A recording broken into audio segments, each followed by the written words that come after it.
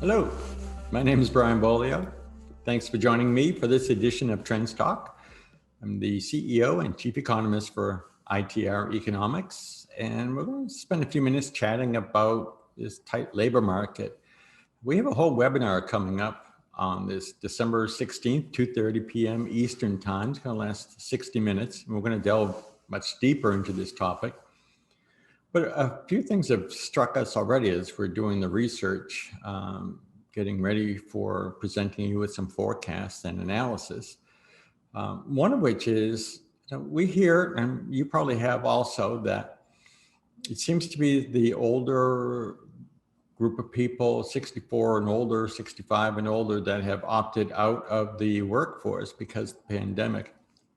When we look at the numbers, I mean, we can see that has occurred, but that's not where the most startling difference has occurred. The most startling difference has been in the 25 to 44 age bracket. That's where we've seen the biggest decline and failure to come back in terms of labor participation rate. There's no doubt multiple reasons for that, ranging from the children not having childcare to lack of school opportunities because of COVID.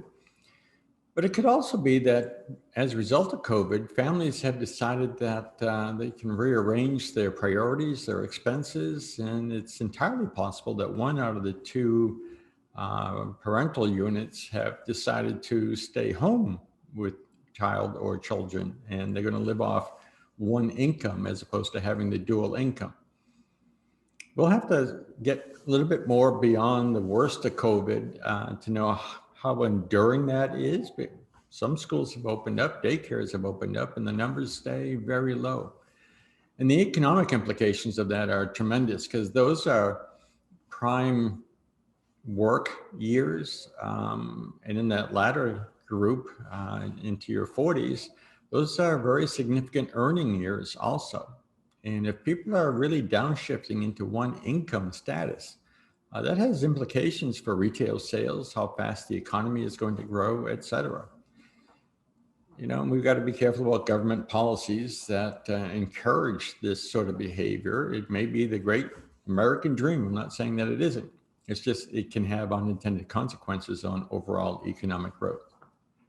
Changing gears slightly, looking at what this means in terms of labor costs.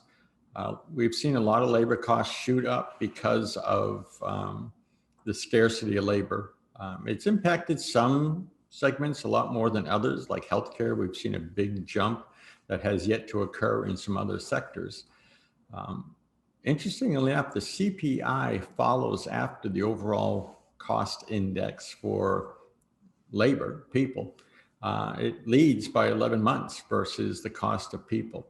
So this big surge in inflation that we are currently going through is a prelude to ongoing price increases you and I are going to experience for talent over the next year. And you can get ahead of that curve, or you can wait for the even higher prices to come before you try and really nail down retaining people, making sure you are where they want to work. They're only going to get more expensive, is what we're trying to tell you, by virtue of the CPI leading. And then we'll see it stabilize in terms of the rate of rise. It'll ease down to about 2%, 3%, 4% growth rate in labor costs before it accelerates all over again. This is the beginning of what you and I as business leaders are going to have to figure out. How are we going to afford people, and how are we going to train people in this day and age of decreased labor participation in our 25 to 44, 45-year-olds. We got a lot of work ahead of us. This is a new trend for our economy to have to contend with since the 1970s, really. We're going to write the handbook on this one. Just a heads up, it's changing. COVID maybe drove a lot of this change. We'll have to see how enduring the change is. But right now, looks to be pretty significant. Thank you for listening to this edition of Trends Talk. I'm Brian Beaulieu.